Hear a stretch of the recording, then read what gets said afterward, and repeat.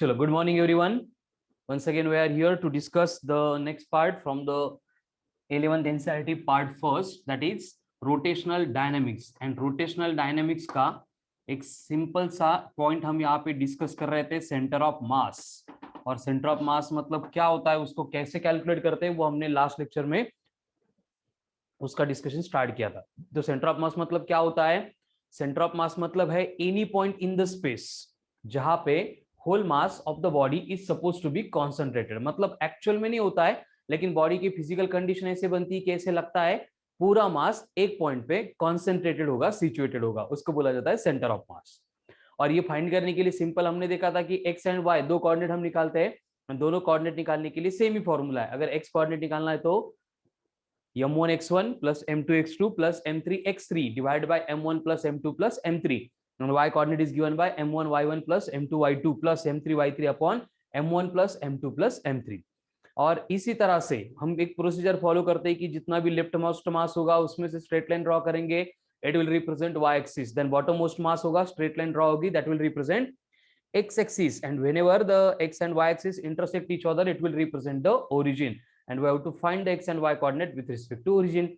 उसके लिए ग्राफ के पॉइंट भी मैंने लिख के दिए थे कि mass is situated on the origin then its coordinates will be 0,0।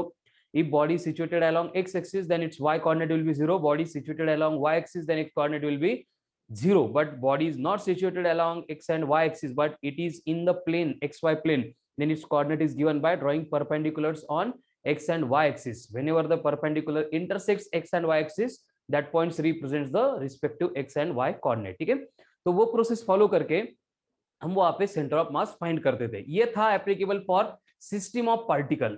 अगर पार्टिकल की सिस्टम दी जाती है तो उस केस में ये लास्ट लेक्चर में जितना भी पढ़ा था वो एप्लीकेबल था। आज के लेक्चर में हम नई कंसेप्ट स्टार्ट कर रहे हैं जहां पे हम सेंटर ऑफ मास फाइंड करेंगे for the bodies having uniform और कंटिन्यूअस डिस्ट्रीब्यूशन ऑफ मास।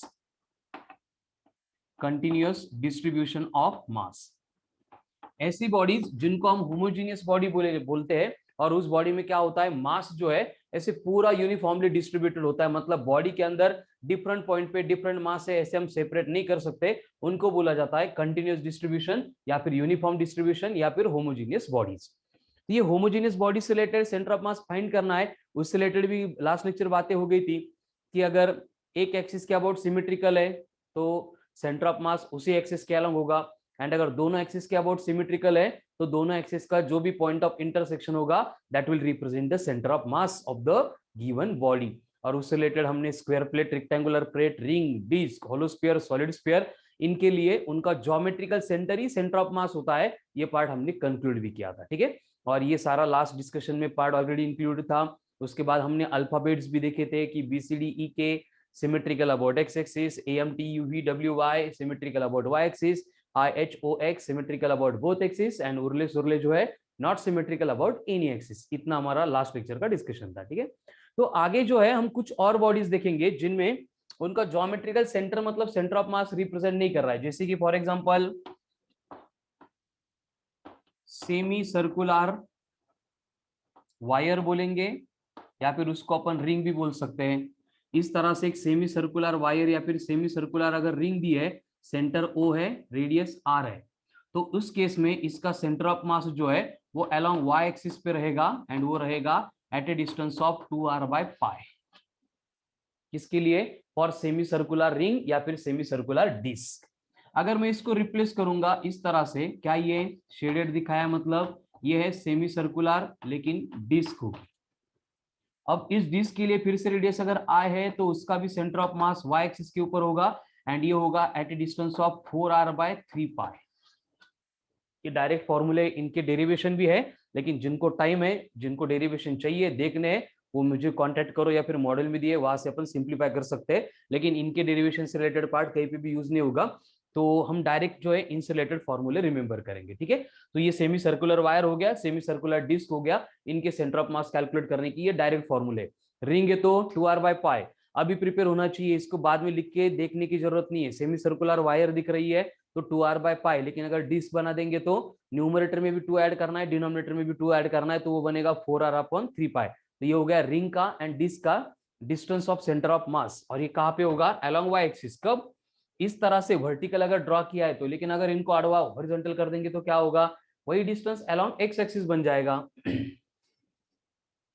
अब सेमी सर्कुलर रिंग हो गई, सेमी सर्कुलर डिस्क हो गई, उसके बाद आएगा होलोस्फीयर। तो अगर ये होलोस्फीयर है ऑफ रेडियस आर, तो इसका जो सेंटर ऑफ मास होता है along y axis from centre, ये होगा at a distance of r/2। And ये होलोस्फीयर अगर रिप्लेस्ड बाय सॉलिड स्फीयर दिया है, इस तरह से शेडेड पोर्शन शो कर रहा हूं, इसकी रेडियस भी r है, तो अलोंग वाई एक्सिस इसका सेंटर ऑफ मास होगा at a distance of 3r/8।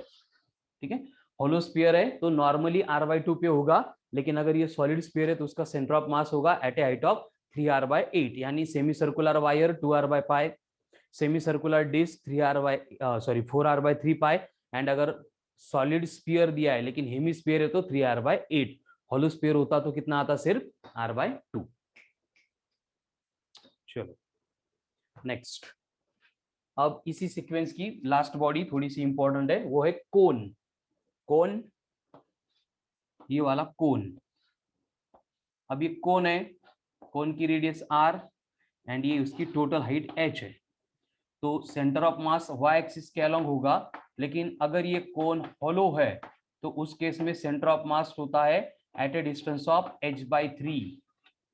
लेकिन अगर यही कोन सॉलिड होगा, भरा हुआ होगा इस तरह से, इसकी रेडियस है r, हाइट है h, तो उस केस में इसका सेंटर ऑफ मास होगा h/4। सारे डिस्टेंसेस जो है हम सेंटर से मतलब बेस से डिस्टेंस मेजर कर रहे हैं। अगर ऊपर से मेजर करना है तो हमें h मतलब total height minus given height करनी पड़ेगी, फिर अकॉर्डिंग टू कंडीशन हम उसको चेंज कर सकते हैं। ठीक है, लेकिन आपको यही बातें रिमेंबर करनी है। ठीक है, तो hemisphere, semi circular wire, semi circular disc and cone, hollow and solid cone, इनसे रिलेटेड जो है डिफरेंट बॉडीज बनेगी एंड हमें उनसे रिलेटेड सेंटर ऑफ मास को लोकेट करना पड़ेगा।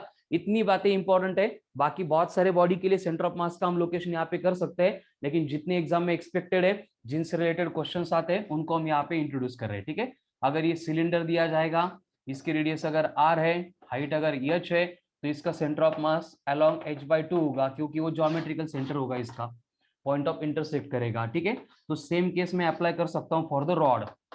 रॉड की लेंथ अगर टोटल l है तो उसके मिड पॉइंट पे उसका सेंटर ऑफ मास रहेगा। ठीक है, तो ये कंटिन्यूअस डिस्ट्रीब्यूशन या फिर होमोजीनियस बॉडीज के लिए इस तरह की फिक्स शेप की कुछ पर्टिकुलर बॉडीज हम यूज करते हैं, जिनसे रिलेटेड ये सेंटर ऑफ मास है, ये आपको प्रिपेयर करना पड़ेगा, लर्न करना पड़ेगा, it is most important part. ठीक है, अब अगर ये हो गया तो हम क्या करेंगे, इनका सेंटर ऑफ मास फाइंड करेंगे। अब इनका सेंटर ऑफ मास फाइंड करेंगे मतलब पहले से लोकेशन मालूम ही है, लेकिन एकदम सिंपल सिंपल क्वेश्चन इस तरह से आ सकते हैं आपको कि अगर एक कोन दिया गया है, इसकी हाइट बोला है आपको कितनी है, 40 सेंटीमीटर, एंड ये क्या है, सॉलिड है, तो अगर यहाँ पे आपको O पॉइंट दिया जाएगा तो find the distance of centre of mass from O, कितना होगा बोलो कमन फास्ट। चलो एक एक स्टेटमेंट में आंसर है, एक स्टेप में आंसर आते हैं। Pranav, h/3 for hollow cone, h/4 for solid cone.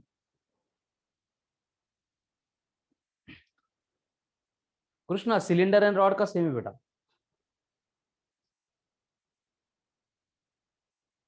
शुभमकर, cylinder, cylinder half होगा ना, टोटल हाइट के हाफ, मिड पॉइंट, क्योंकि वो दोनों भी एक्सिस के अबाउट सिमेट्रिकल है। चलो इसके आंसर्स आ गए, कैसे निकालेंगे, देखो सेंटर से क्या था h/4, तो ऊपर से चाहिए तो कितना होगा h माइनस h/4, तो h माइनस h/4 कितना आता है 3h/4।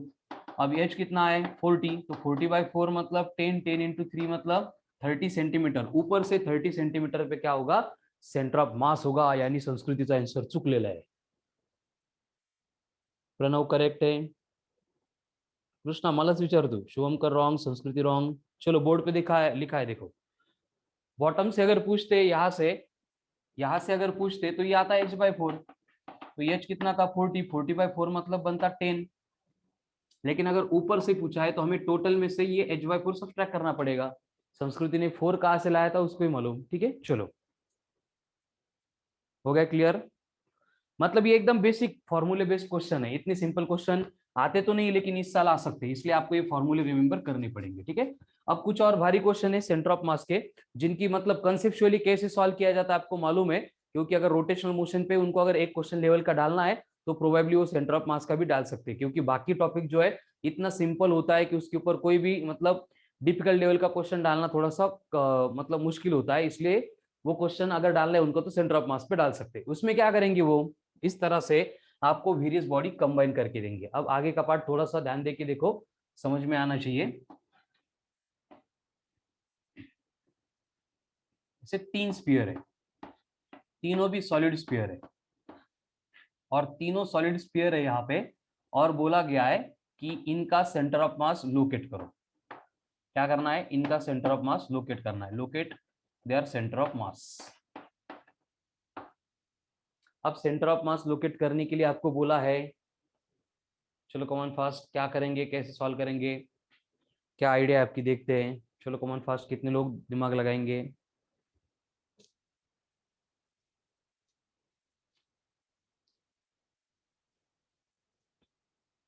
Bottom x left y, very good, वही रूल होगा जो पार्टिकल के सिस्टम के लिए हमने अप्लाई किया था।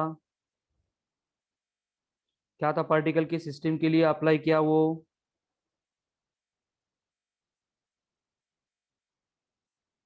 चलो बोलो आंसर बोलो मुझे।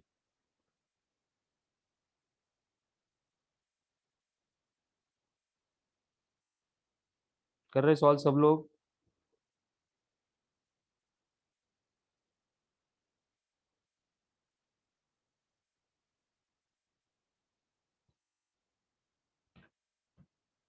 पॉइंट ऑफ इंटरसेक्शन ओरिजिन होगा। अभी देखो ये तीनों भी मासेस ऐसे है कि इनको अपन पॉइंट मास कंसीडर कर सकते हैं। समझ रहे हैं ना, ये तीनों भी मासेस जो है पॉइंट मास कंसीडर कर सकते हैं। एंड उस केस में इसका सेंटर ऑफ मास जो है उसको मैं एक पॉइंट ऐसे कंसीडर कर सकता हूँ, इसका सेंटर ऑफ मास जो है उसको मैं ये दूसरा पॉइंट ऐसे कंसीडर कर सकता हूँ, एंड ये तीसरा बनेगा इसका सेंटर ऑफ मास। मतलब ये तीन मासेस की सिस्टम ये तीन पॉइंट मासेस से रिप्लेस होगी। उसके बाद में जो हमारा प्रोसीजर है वो एज यूजुअल सेम ही रहेगा। बॉटम मोस्ट मास मतलब ये आएगा एक्स एक्सिस, लेफ्ट मोस्ट मास मतलब ये बनेगा वाई एक्सिस। अगर ये दोनों मिल गए तो मैं इसको एम, इसको यम तीनों के मास एंड रेडियस सेम है डायग्राम में दिया है वैसे अगर कंसीडर करेंगे, तो मुझे बोलो कि बेसिकली इनका सेपरेशन और ये सेपरेशन कितना होगा, इनका आर प्लस आर, मतलब ये 2r होगा, ये 2r होगा, ये 2r होगा। अब सिंप्लीफाई हो गया, करो अब कैलकुलेट, कम ऑन फास्ट। चलो सॉल्व करेंगे सब लोग, नहीं आए तो मैं बोर्ड पे करके दे रहा हूं। क्या करना पड़ेगा, देखो सबसे पहले तीन मासेस है m m m, x coordinate y coordinate चाहिए। पहला मास ये अगर लेंगे तो ये एक्स एक्सिस के ऊपर है, अगर ये ऐसे इंटरसेक्ट कर रहा है तो ये डिस्टेंस इसका हाफ बनेगा, मतलब ये डिस्टेंस आर है, तो इसका एक्स कोऑर्डिनेट बन गया आर, लेकिन वाई कोऑर्डिनेट जीरो बनेगा क्योंकि it is situated along x axis है। सेम वे ये मास जो है इसके दो परपेंडिकुलर ड्रॉ करेंगे, एक यहाँ पे ड्रॉ करेंगे तो ये डिस्टेंस बनेगा 2r, एंड ये हाइट जो है वो हमें निकालनी पड़ेगी, मैं थोड़ी देर के लिए इसको x बोलता हूँ। तो ये जो m वाला पॉइंट है इसका डिस्टेंस एंड ये डिस्टेंस सेम है, मतलब यहाँ पे इस तरह से जो ट्रायंगल दिख रहा है उसकी जो मीडियन है इसकी लेंथ को मैंने x बोला है। सेम पार्ट हमने लास्ट लेक्चर में भी सॉल्व किया था, और वहां पे ये मीडियन का डिस्टेंस हमने निकाला था √3/2 टाइम्स ऑफ साइड लेंथ, ऐसे था। अगर ये याद नहीं आ रहा है तो हम यहाँ पे पाइथागोरस थ्योरम अप्लाई करेंगे। तो देखो यहाँ पे ये डिस्टेंस मुझे निकालना है x, ये डिस्टेंस है r, ये डिस्टेंस है 2r। तो यहाँ पे क्या होगा, पाइथागोरस थ्योरम अप्लाई करेंगे तो x square plus r square equals to बनेगा 4r स्क्वायर, यानी एक्स स्क्वायर इक्वल्स टू बनेगा 3r स्क्वायर, यानी x बनेगा √3 टाइम्स ऑफ r।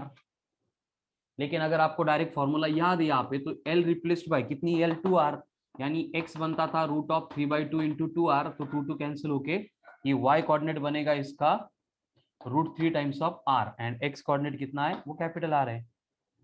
अब ये तीसरा मास y एक्सिस के ऊपर है, मतलब उसका x coordinate 0 and y coordinate कितना होगा, अभी जो कैलकुलेट किया वही होगा, यानी x यानी कितना √3 टाइम्स ऑफ r। ये कोऑर्डिनेट कैसे निकाले इसको एक बार देखो, ये अगर समझ में आ गया तो आगे की बातें एकदम सिंपल है। चलो बोर्ड पे जो मैंने सिंप्लीफाई करके टेबल निकाला है, क्लियर है कि वो, चलो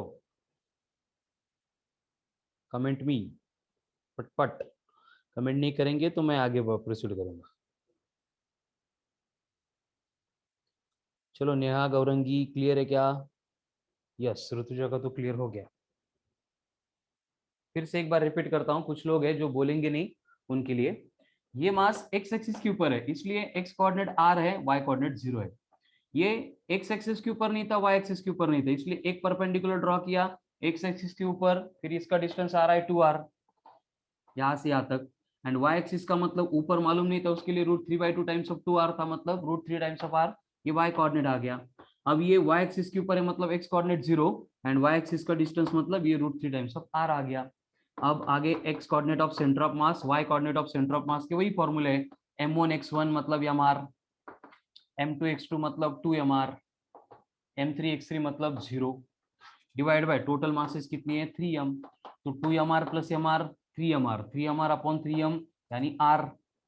y कोऑर्डिनेट कितना होगा 0, ये √3mr प्लस √3mr मतलब 2 times of √3mr divided by 3m, mm cancel होके ये बनेगा 2/√3 टाइम्स ऑफ r। दिख नहीं रहा है, ओके।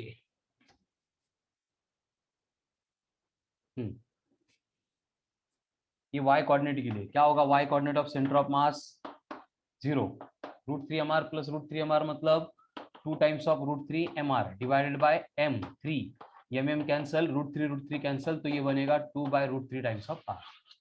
तो इस तरह से ये x एंड y कोऑर्डिनेट आ गए for the given system of masses. चलो स्क्रीनशॉट ले लो इसका।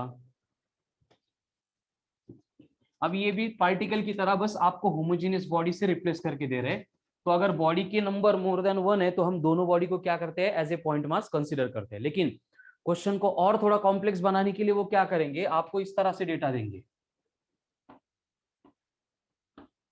एक डिस्क है, क्या ये डिस्क, और ये डिस्क का डायमीटर देंगे 2r, और इस डिस्क से कनेक्ट करके यहाँ पे एक स्क्वायर प्लेट को रखा है, और ये स्क्वायर प्लेट की साइड लेंथ भी देंगे 2r, और आपको बोला जाएगा कि इस सिस्टम का सेंटर ऑफ मास लोकेट करो फ्रॉम पॉइंट ए।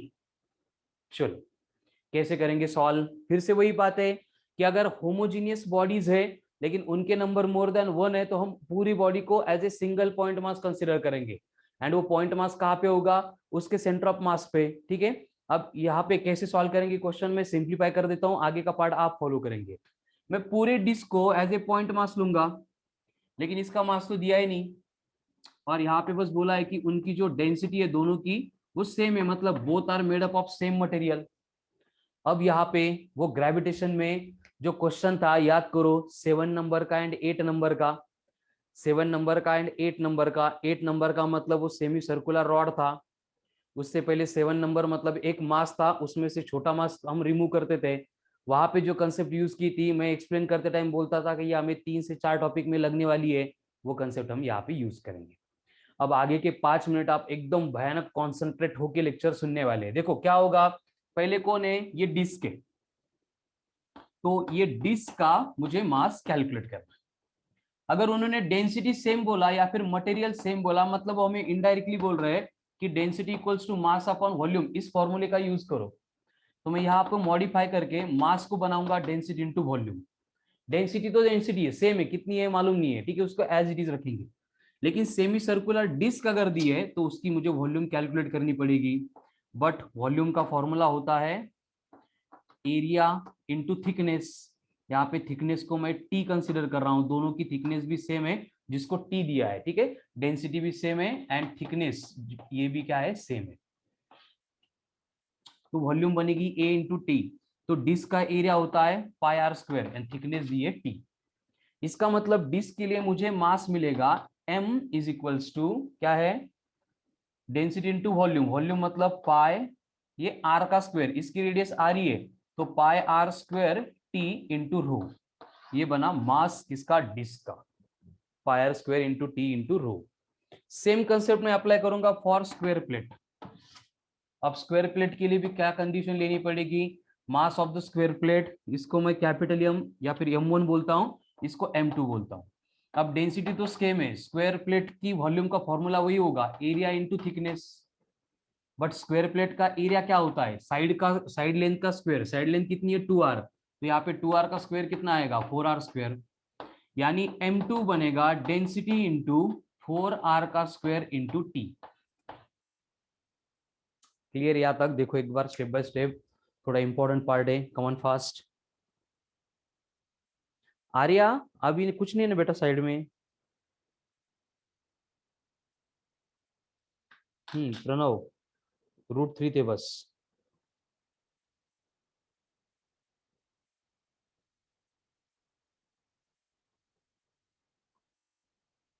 ओके ठीक है, अभी का क्लियर है क्या? देखो एक स्टेप बाय स्टेप देखो, ये इंपॉर्टेंट स्टेप है। कोमल को तो क्लियर है, चलो बाकी लोग जो नींद में हैं।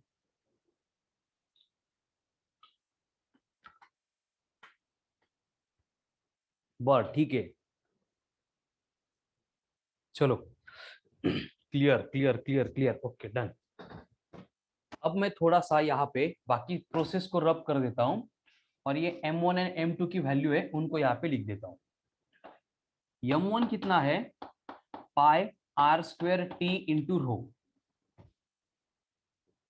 एंड m2 कितना है? Density into 4r square into t into rho है।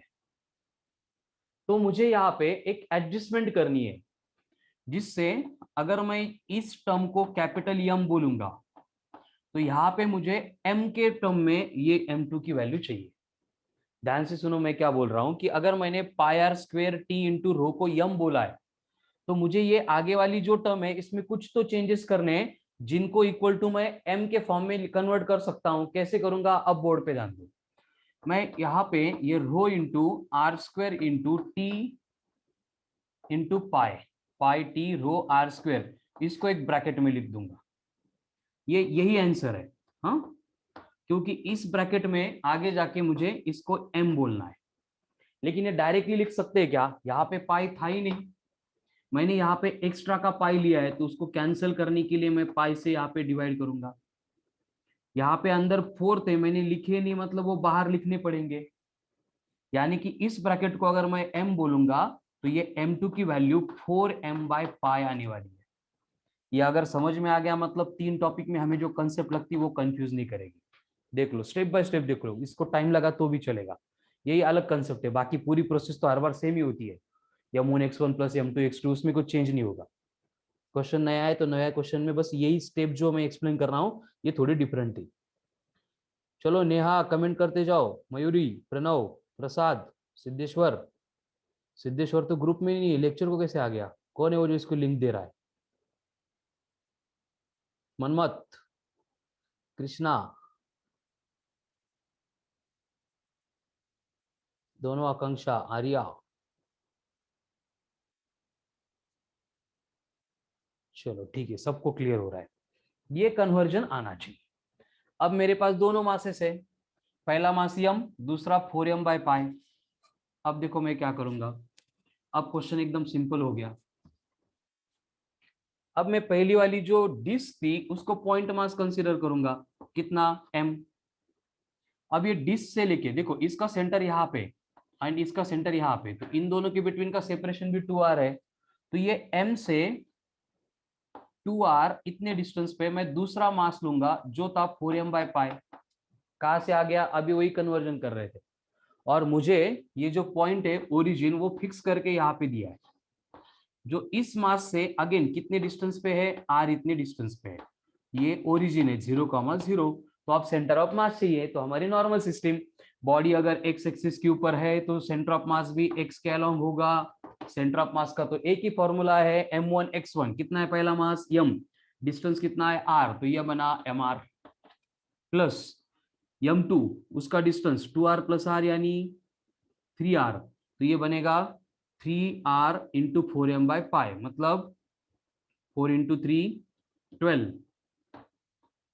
mr/पाई, डिवाइडेड बाय मासेस की एडिशन करो, m प्लस 4m/पाई। ये स्टेप कुछ नहीं है, ये पहले मतलब कल पहले लेक्चर के पहले पॉइंट में जो फॉर्मूला बोला था वही फॉर्मूला है। सेंटर ऑफ मास कैलकुलेट करते टाइम लास्ट स्टेप हर बार यही होगी, बस एप्लीकेशन चेंज होती है तो हमें ये इंटरनल जो भी चेंजेस है वो करने पड़ते। अब इसको सिंप्लीफाई करना मतलब सिंपल मैथमेटिकल एडिशन, ये सबको आती है। तो अभी मैं चारों टर्म में से लेके कॉमन लेके कैंसिल आउट कर दूंगा, तो यहाँ पे क्या बचा? r प्लस 12r/पाई। क्या बचा r plus 12r by pi divided by denominator में 1 प्लस 4 बाय पाई। अब इसको भी ऐड करना है, इसको भी ऐड करना है, एडिशन करते टाइम डिनोमिनेटर सेम चाहिए, इसलिए मैं पाई बाय पाई से मल्टीप्लाई करूंगा, तो ये बनेगा पाई आर प्लस 12r, मतलब r in bracket 12 plus pi divided by pi upon, यहाँ पे भी पाई बाय पाई से मल्टीप्लाई करूंगा तो ये बनेगा 4 plus pi divide bye pi, तो ये पाई पाई कैंसिल हो जाएंगे। ये स्टेप फिर से मैं ऊपर लिखता हूं, ये जो स्टेप थी इसका सिंप्लीफिकेशन यहाँ पे क्या आ रहा है, pi plus 12 into r divided by pi upon 4 plus pi divided by pi. तो यहाँ पे ये पाई पाई कैंसिल होंगे, तो ब्रैकेट में क्या बचा, r in bracket 12 plus pi divide by 4 plus pi. अगर option in terms of pi दिया है तो हम इसको डायरेक्टली एज इट इज रखेंगे, एंड अगर सिंप्लीफाई करके नंबर के फॉर्म में दिया है तो पाई की वैल्यू 3.14 ऐड करके सिंप्लीफाई कर सकते हैं। चलो आगे की एडिशन तो सबको आती है, क्लियर है कि देखो एक बार।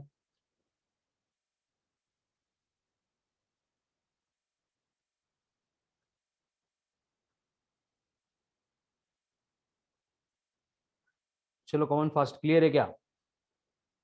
ओके अभी सेम, अभी एक मेथड समझ में आ गई, मतलब इस तरह की कोई भी बॉडी देंगे तो उसको सिंप्लीफाई करके सॉल्व करना एकदम सिंपल हो जाएगा। जैसे कि अभी सेम केस दिए, लेकिन आपको बोला है अभी जो सेंटर ऑफ मास चाहिए वो चाहिए फ्रॉम बी। कहां से चाहिए, फ्रॉम बी, इसको बोला है पॉइंट बी। तो क्या चेंज करना पड़ेगा, बाकी पूरा पार्ट सेम है, हमें मालूम है ये पहला वाला मास यम है, ये दूसरा वाला मास 4m बाय पाई है, इनकी बिटवीन सेपरेशन 2r है, और अभी बोला है इस m के ऊपर ओरिजिन ले लो, खत्म। मतलब क्या होगा, पहला मास यम, दूसरा मास 4m बाय पाई, इसका x एंड y कोऑर्डिनेट चाहिए, पहला ओरिजिन पे तो दोनों कोऑर्डिनेट 0, दूसरा x एक्सिस पे तो उसका कोऑर्डिनेट बनेगा 2r, ये बनेगा 0, यानी x coordinate of centre of मास क्या होगा, m1 इंटू 0, मतलब ये बनेंगे 4 इंटू 2 मतलब 8mr by pi divided by 4m by pi plus m, मतलब कितना बनेगा, mm कॉमन लेके 4 plus pi divided by pi into m, pi pi cancel, m m cancel, तो ये आंसर आएगा कितना आएगा, 8r डिवाइडेड बाय 4 प्लस पाई। अब अगर आपको सेंटर ऑफ मास जहां से फाइंड करना है वो पॉइंट चेंज हुआ, तो अभी सेम प्रोसेस करने से अच्छा है, मुझे मेरे पास एक और ऑप्शन था कि पहले सेंटर ऑफ मास में यहां से लेता था, उसमें से ये r वाला डिस्टेंस सब्ट्रैक्ट करके सेम आंसर आता था, लेकिन वो लेंदी प्रोसीजर है, इसलिए हम रिपीटेशन कर रहे हैं। ये क्लियर है कि सबको, देखो क्या क्या मैंने कुछ भी नई स्टेप यहाँ पे नहीं इंट्रोड्यूस की है, वही पार्ट है, बस ओरिजिन को चेंज किया, जो क्वेश्चन में दिया था वो लिया है। चलो क्लियर है।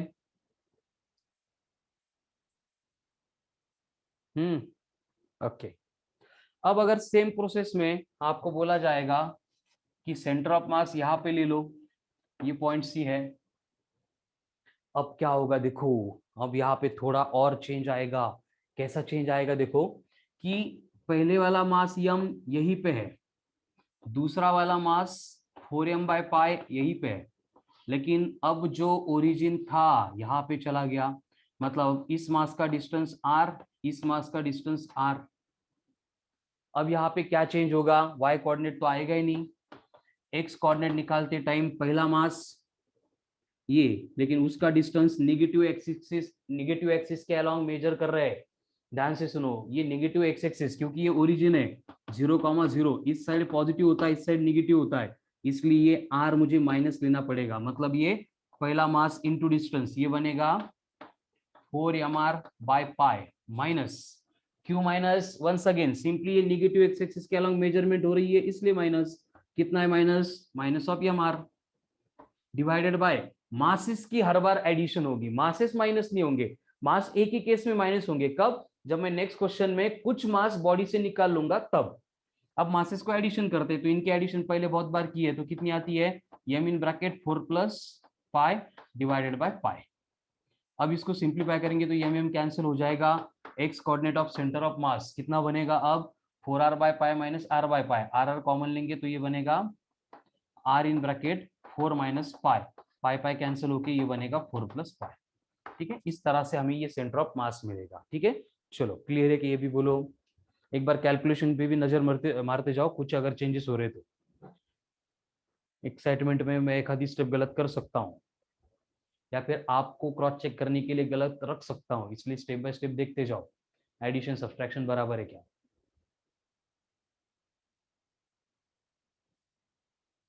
ठीक है, डन।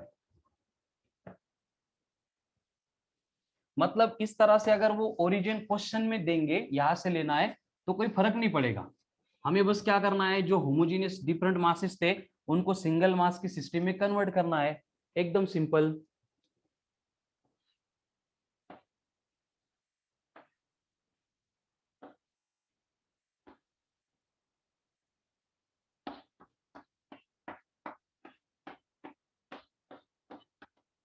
कितने मासेस दिए है, 1 2 3 4 5, और हर एक का मास यम है एंड उनकी रेडियस आर है। तो locate their centre of mass, come on fast. सबके मासेस सेम है, सबकी रेडियस सेम है, और आपको इनके सेंटर ऑफ मास को लोकेट करना है। डू इट, चलो करो।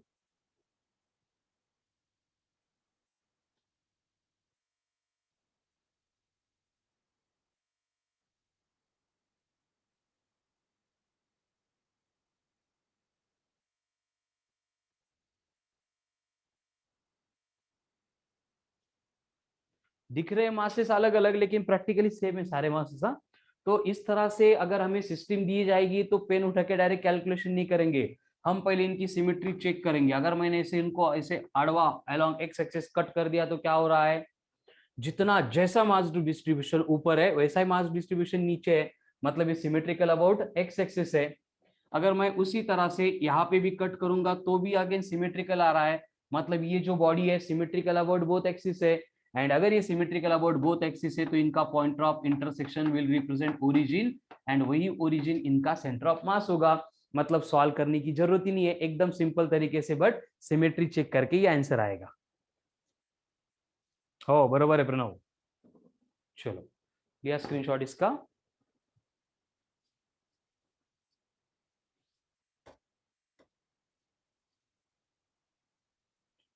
अब देखो, अब आता है मास रिमूवल का क्वेश्चन।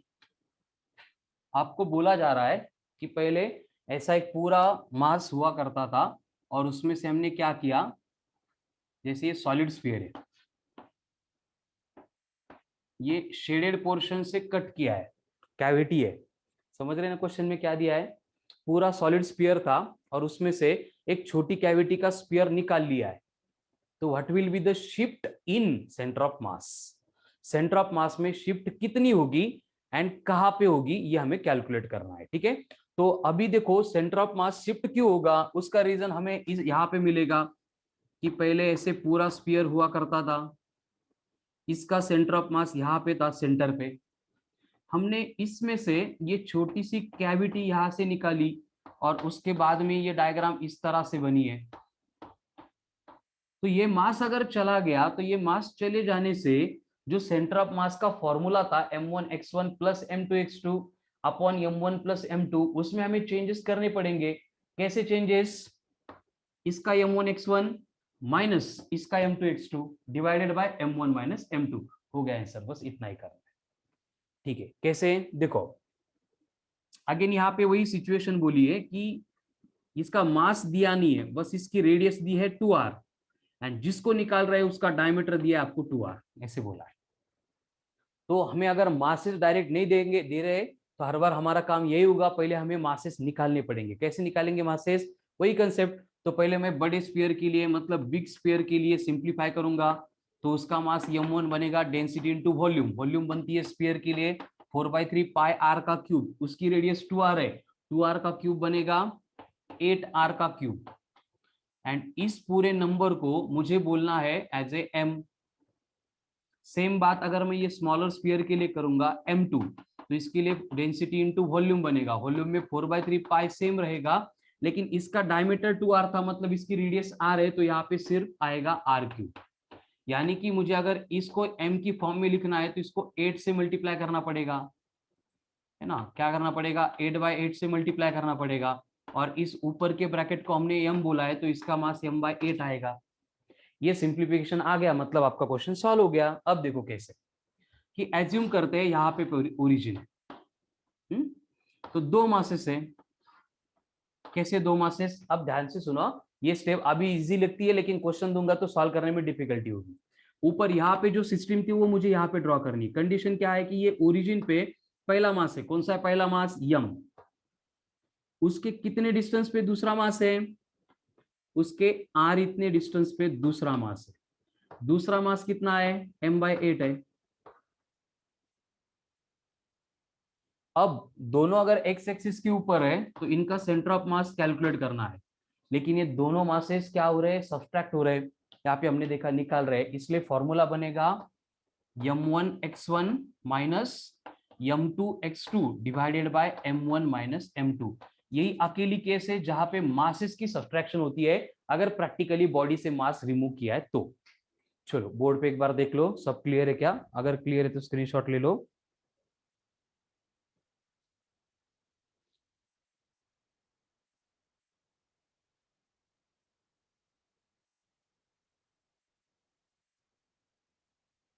क्लियर है क्या?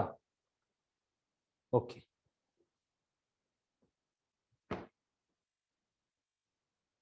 अब यहाँ पे मैं बस वैल्यूज पुट करूंगा। देखो क्या आता है सेंटर ऑफ मास। m1 कितना है? यम। x1 कितना है? 0, क्योंकि ओरिजिन पे। माइनस m2 कितना है? m/8। उसका डिस्टेंस कितना है? r, तो ये बनेगा mr/8 divided by m minus m/8। ये कुछ नहीं है, बस जो वैल्यू है फॉर्मूले में पुट कर दी मैंने, कुछ भी एक्स्ट्रा वर्क नहीं किया है, तो इसमें कंफ्यूजन नहीं चाहिए। अब ये डायग्राम पहले हो गई थी, इसको मैं रिप्लेस कर देता हूँ, ठीक है। अब ऊपर देखो फॉर्मूला क्या आ रहा है, ये माइनस में आ रहा है mr/8 डिवाइडेड बाय 1 माइनस 1/8, मतलब वो आ रहा है 7/8। तो ये बनेगा 7/8 टाइम्स ऑफ m, तो m/8 कैंसिल होके आंसर आ रहा है माइनस ऑफ r/7। अब ये माइनस क्यों आ गया? क्या रीजन इसका मुझे कमेंट में सुनना है। अगर सच में कंसेप्ट क्लियर होगी होगी तो आंसर आएगा आपका, बोलो। चलो, क्यों माइनस में आ गया? माइनस में आ गया मतलब इसकी मीनिंग क्या लेना है मुझे?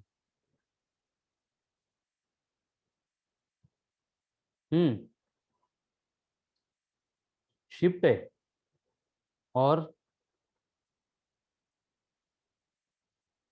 वॉल्यूम डिक्रीज हो गई। वॉल्यूम का क्या कंसर्न आ गया यहाँ पे? वॉल्यूम की कुछ डिपेंड नहीं था। वेरी गुड, ये करेक्ट आंसर है। ये निगेटिव आ गया मतलब पहले जो ओरिजिन पे था अब वो ओरिजिन पे नहीं रहेगा, निगेटिव एक्स एक्सिस के ऊपर, मतलब लेफ्ट साइड में शिफ्ट हो जाएगा। कितने डिस्टेंस से? इतने डिस्टेंस से, तो हमें ये शिफ्ट मिल गई -r/7। ओके, इतना स्ट्रेट फॉरवर्ड पार्ट है, मतलब कंसेप्ट चेंज हो रही है हर एक केस में, लेकिन सॉल्व करने का जो प्रोसेस है वो चेंज नहीं होगा। ये आपको यहाँ पे समझना है क्लियर सबको? क्लियर है क्या?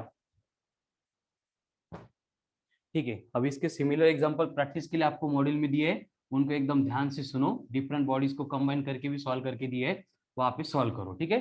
तो सेंटर ऑफ मास का सबसे इंपॉर्टेंट जो डिस्कशन था वो यही तक था। आगे सेंटर ऑफ मास में पढ़ाऊंगा एक एक पॉइंट, वहां पे ज्यादा एग्जांपल की प्रैक्टिस नहीं लूंगा क्योंकि उसके ऊपर ज्यादा क्वेश्चन आते नहीं है। एक कंसेप्ट लास्ट में उसके ऊपर क्वेश्चन आते हैं, डायरेक्ट उसके ऊपर फोकस करूंगा। बीच का पार्ट में बस आपको एक्सप्लेन करते जा रहा हूँ, लेकिन वो इतना खास इंपॉर्टेंट नहीं, इसलिए टाइम नहीं दे रहे, ठीक है। सेंटर ऑफ मास की सिमिलर एक कंसेप्ट होती है position vector of centre of mass. अब ये कुछ अलग नहीं है, वही ये सेंटर ऑफ मास, बट जो x1 x2 x3 थे वो आपको वेक्टर के फॉर्म में दिए जाएंगे, पोजीशन वेक्टर की फॉर्म में। मतलब कि आपको बोला जा रहा है कि स्पेस में कुछ पॉइंट्स है, जैसे m1 है जिसका पोजीशन वेक्टर r1 है, दूसरा पार्टिकल m2 है जिसका पोजीशन वेक्टर r2 है। अब पोजीशन वेक्टर क्या होता है ये मत पूछो, वो वेक्टर में मैंने पढ़ाया ऑलरेडी। यहाँ पे और एक मास है m3 जिसका पोजीशन वेक्टर r3 है।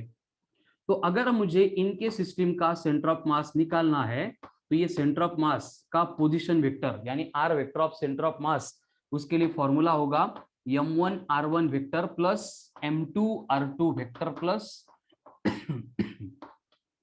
m3 r3 vector divided by m1 plus m2 plus m3। हो गया। क्या चेंजेस हो गए? सिर्फ x1 x2 x3 replaced by r1 r2 r3, और कुछ भी वहां पे चेंज नहीं है क्या? क्लियर? मतलब कि आपको ऐसे मासेस दिए जाएंगे कि m1 है, इसके कोऑर्डिनेट्स है 2,3,4। देन m2 है, उसके कोऑर्डिनेट्स है -2, 1, -2। m3 है, इसके कोऑर्डिनेट्स है 3, -2, 4। एंड ये तीनों मासेस के हमें सेंटर ऑफ मास चाहिए। तो डरना नहीं है, ऐसे कुछ नया दिख रहा है, बस हमें मालूम है कि अगर ये कोऑर्डिनेट दिए मतलब हम इसको क्या कर सकते हैं, इन टर्म्स ऑफ आईजे के कन्वर्ट कर सकते हैं। कैसे कन्वर्ट होंगे आईजे के फॉर्म में, देखो बोर्ड पे m1 का पोजीशन वेक्टर r1 बनेगा। अब एक्स वाई जेड इस सीक्वेंस से होते हैं, मतलब ये बनेगा 2i cap plus 3j cap plus 4k cap. कैसे, ये 7वीं क्वेश्चन शिखता है तुम्हें, एक्स वाई जेड ऐसे तीनों कोऑर्डिनेट होते हैं सीक्वेंस से।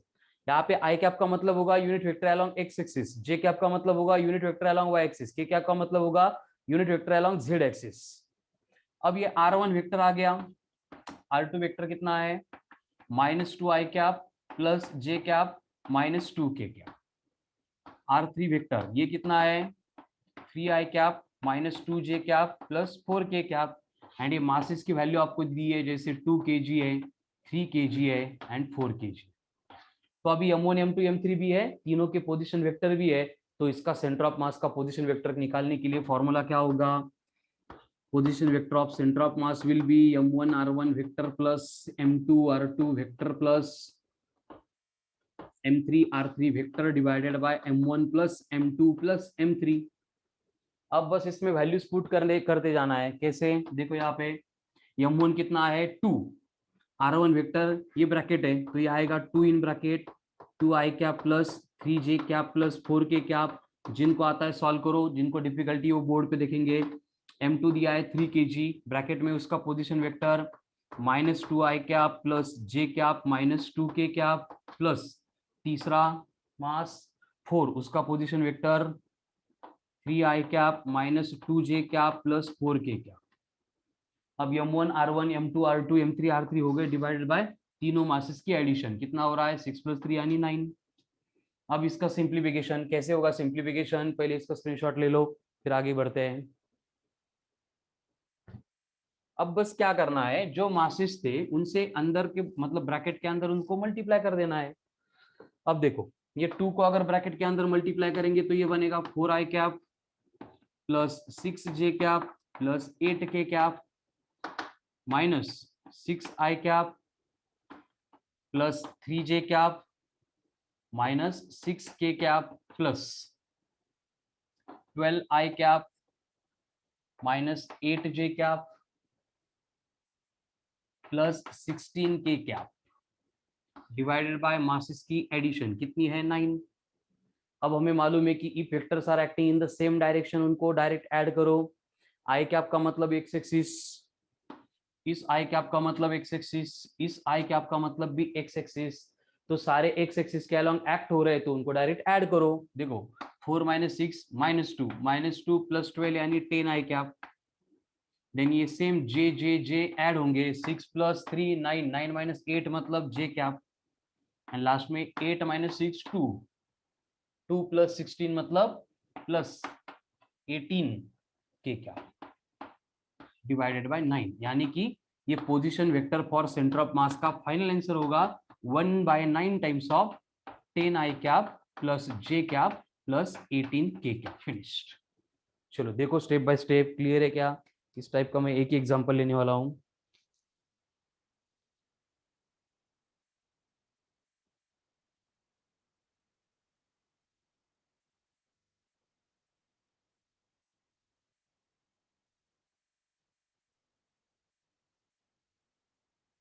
क्लियर है, यस बोलते जाओ, ये क्या क्या कर रहे हो थंब बिम, क्लियर बोलने तो यस बोलो।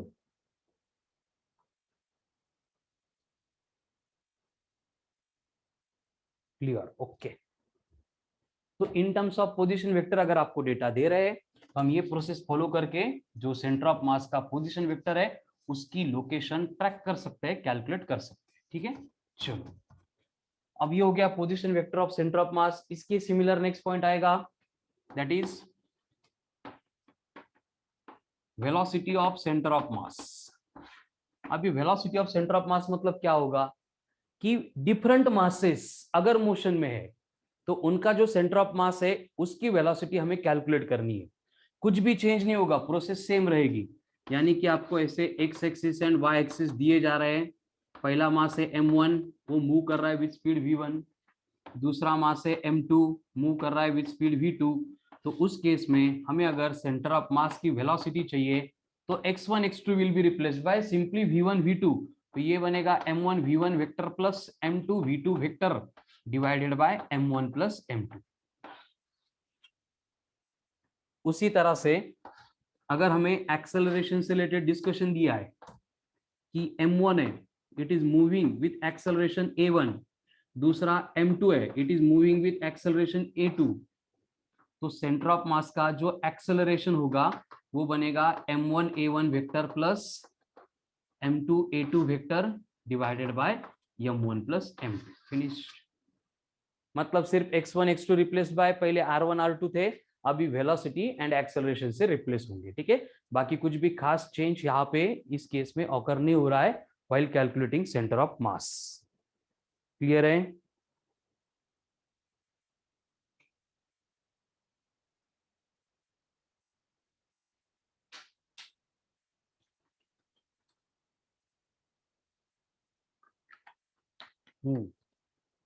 तो जितना भी essential important part related to centre of mass वो अभी हमने यहाँ पे डिस्कस कर लिया है।